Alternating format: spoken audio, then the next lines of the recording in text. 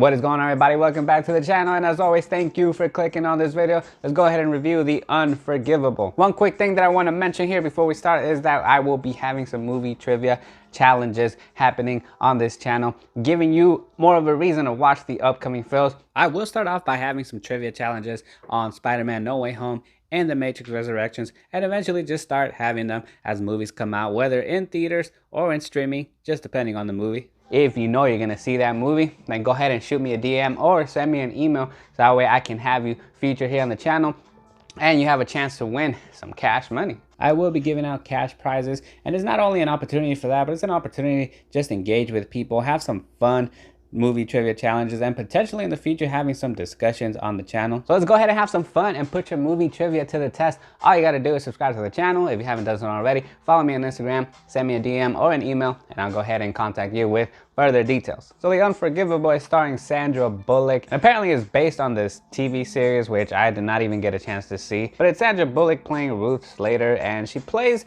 this woman who just got out of prison. She served 20 years for a murder she committed. She killed a cop that was trying to evict her, and we see flashbacks of that throughout the film. These flashbacks are serving kind of like a teaser. We know that something else happened, and they're showing you a little new piece of information throughout the film, but we just don't know why. You could tell that they're saving the big reveal for the end. I will say that at the beginning of the film, you do see that post-prison struggle with Sandra Bullock's character.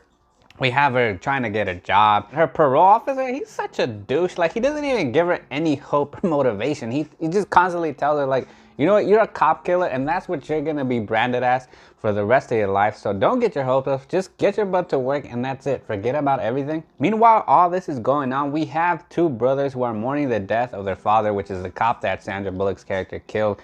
And one of them just can't help but think of that. He's still grieving after all these years, and he just wants revenge. One brother has a little bit more common sense and is telling him, hey, chill out. While the other one's like, no, you know what? I've been following her.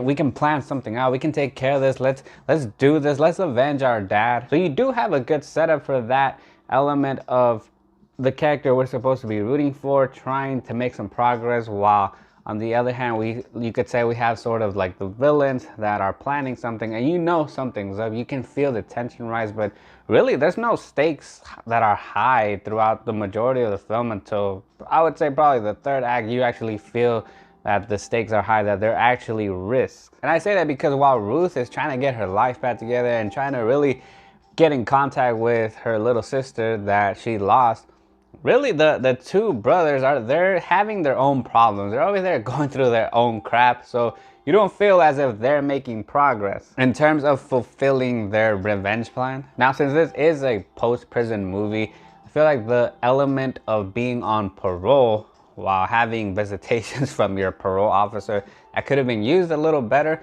because if it's a post-prison, then you want to have these moments where you feel the hero, the character that we're rooting for, you want to feel like he or she is being limited because of that. And there's only one scene, I think, where we actually see that, where she's running late to her jobs, or she barely made it back to the home, the housing that she's put in. She made it with like a minute left to spare. That's the only moment that I felt that that element of post-prison is actually used. Now, the cast is great. We have a full list of actors that are really good. We've seen them do great things. We have Vincent D'Onofrio, we have Jon Bernthal, we have Viola Davis, all great actors, but none of them really have anything that shows what they're really capable of. Sandra is obviously the focus. She's the main character, but it seems her acting seems a little whining and a little bit cringy, especially when she's shouting. And we've seen that in the trailer. Those scenes where she's like,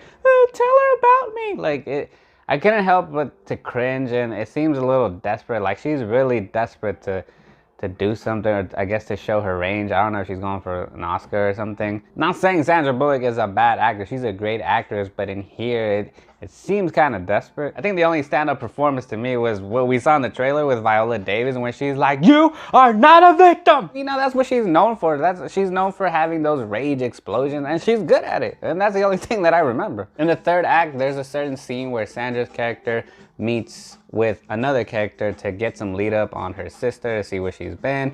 And somebody else is snooping around. I won't say who, just to not spoil it. Somebody else is snooping around, and when you see that character, you're automatically gonna be like, okay, I know where this is going. I know how it's gonna play out for the ending, for that last scene of decision making. And if you think that way when you see that person who managed to see this encounter, you're right. I will say though that I did like the scenes when it was Sandra and Jon Bernthal.